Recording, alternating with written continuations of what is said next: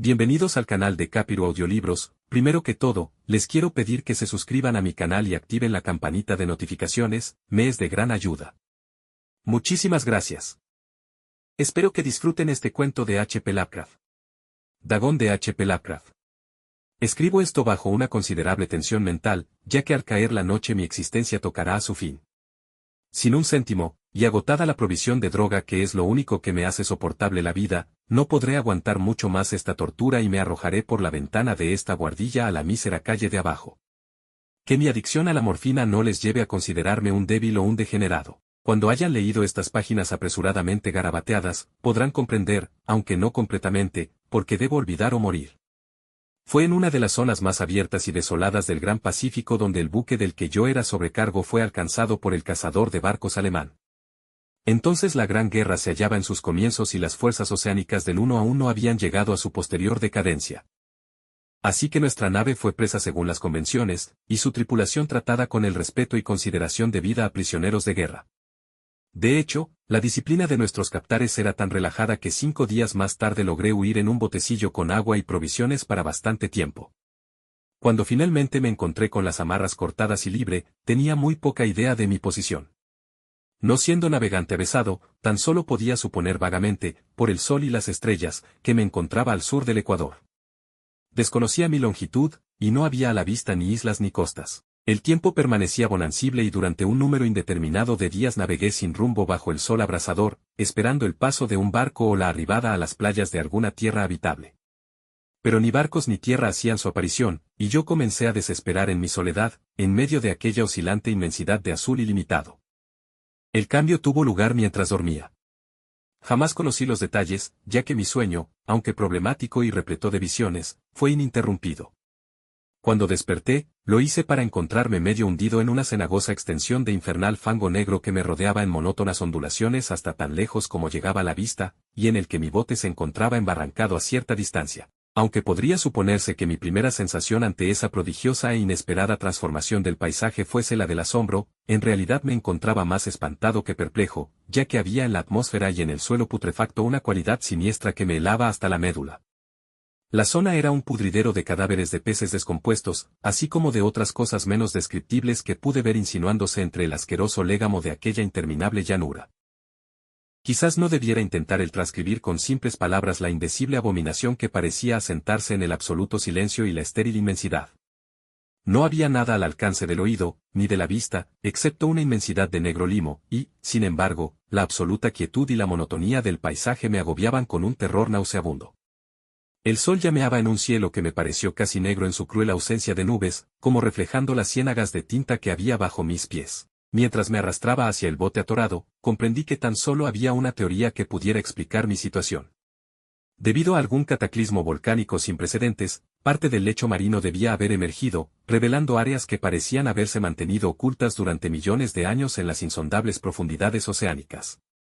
Tan grande era la extensión de esa nueva tierra alzada bajo mis pies que, por más que aguzase el oído, no se captaba el menor rumor de oleaje. Tampoco había allí ninguna ave marina que se alimentase de los seres muertos.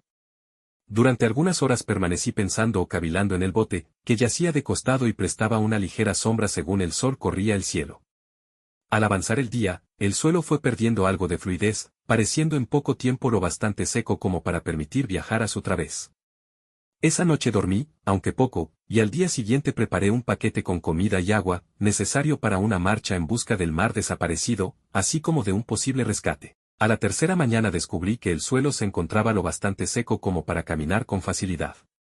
La peste a pescado era exasperante, pero me hallaba demasiado absorto en asuntos de más importancia como para preocuparme por eso, y, resuelto, me puse en marcha hacia una meta desconocida. Durante todo el día avancé siempre hacia el oeste, guiado por un lejano montículo que descollaba sobre las demás elevaciones de aquel desierto ondulado. Acampé aquella noche, y al día siguiente aún estaba en camino hacia el montículo, aunque parecía apenas más próximo que cuando le había avistado por primera vez. El cuarto atardecer alcancé el pie del promontorio, que resultó ser mucho más alto de lo que parecía a distancia, un valle interpuesto hacía aún más pronunciado su relieve sobre la superficie. Demasiado cansado para ascenderlo, me dormí a la sombra de la colina. No sé por qué mis sueños resultaron tan estrafalarios esa noche, pero antes de que la menguante luna, fantásticamente gibosa, se hubiese elevado mucho sobre la llanura oriental, me encontraba despierto, bañado en sudor frío, decidido a no dormir más. Las visiones habidas resultaban demasiado como para atreverse a arrostrarlas de nuevo. Y al resplandor de la luna comprendí cuán necio había sido al viajar de día. Sin el brillo del sol abrasador, mi viaje hubiera resultado menos fatigoso, de hecho, me sentí de nuevo lo bastante fuerte como para acometer el ascenso que había descartado al ocaso. Recogiendo mi atillo, empecé a subir hacia la cumbre de la elevación. Ya he comentado que la interminable monotonía de la ondulante llanura era fuente de vago horror para mí, pero creo que mi espanto se vio acrecentado cuando alcancé la cima del montículo y miré al otro lado de un inconmensurable barranco o cañón cuyas negras profundidades la luna, aún no lo bastante alta, no llegaba a iluminar. Me sentí como en el fin del mundo, atisbando al borde de un caos insondable de noche eterna. En mi terror me venían curiosas reminiscencias del paraíso perdido y del odioso ascenso de Satán a través de remotos territorios de oscuridad. Al ascender más la luna, comencé a distinguir que las cuestas del valle no resultaban tan perpendiculares como había supuesto.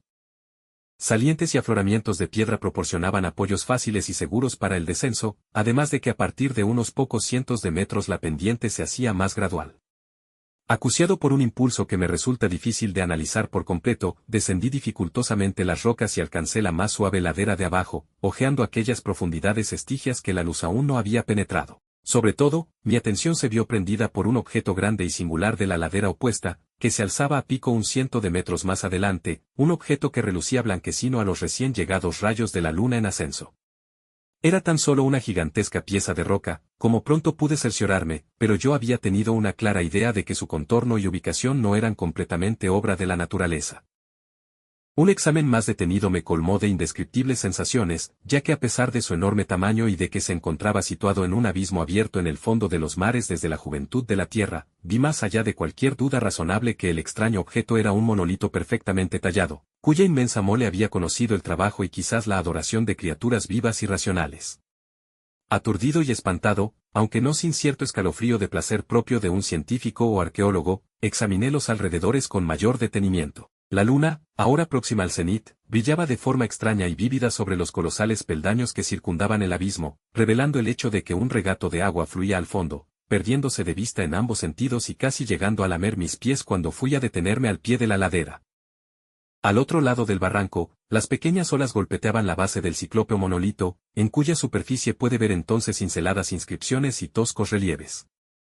La escritura estaba formada por un sistema de jeroglíficos desconocidos para mí, distinto a cuanto hubiera visto en los libros, consistía en su mayor parte en símbolos acuáticos convencionales, tales como peces, anguilas, pulpos, crustáceos, moluscos, ballenas y cosas así. Algunos caracteres, obviamente, representaban seres marinos desconocidos para el mundo moderno, pero cuyos cuerpos en descomposición yo había observado en la llanura surgida del océano. De entre todo, no obstante, fueron los relieves pictóricos los que más me subyugaron.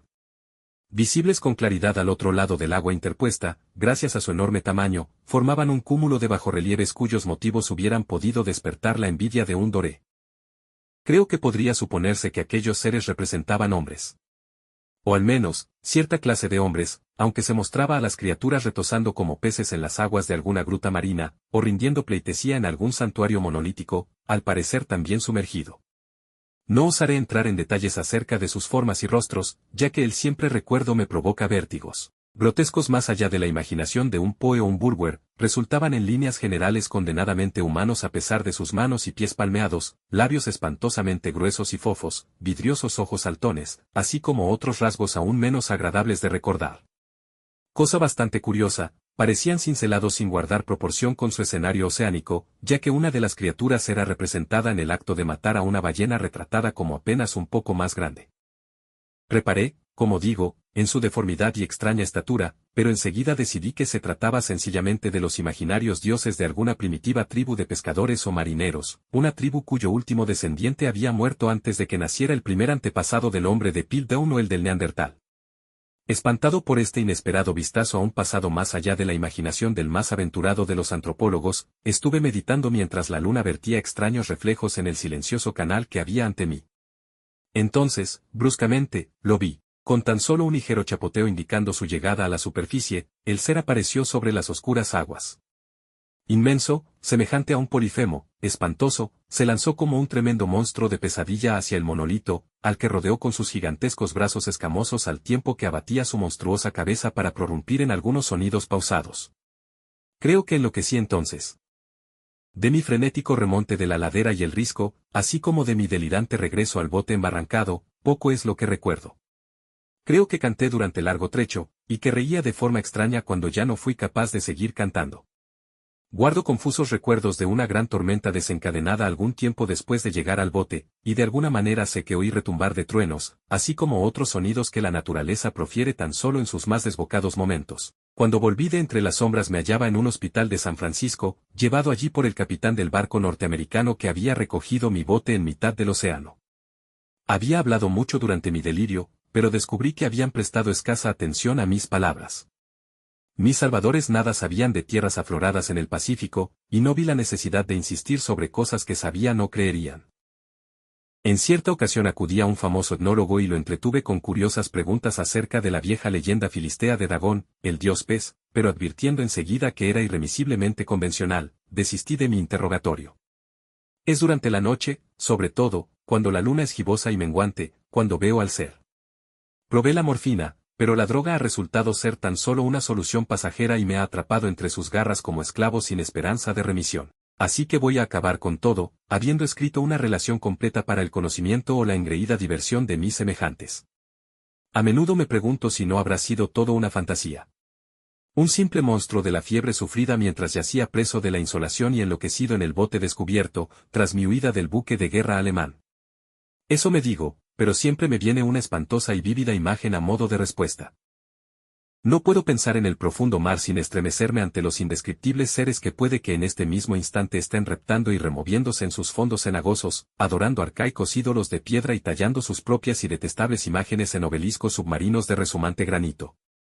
Sueño con el día en que puedan emerger entre el oleaje y sumergir entre sus garras a los restos de una humanidad débil y agotada por la guerra.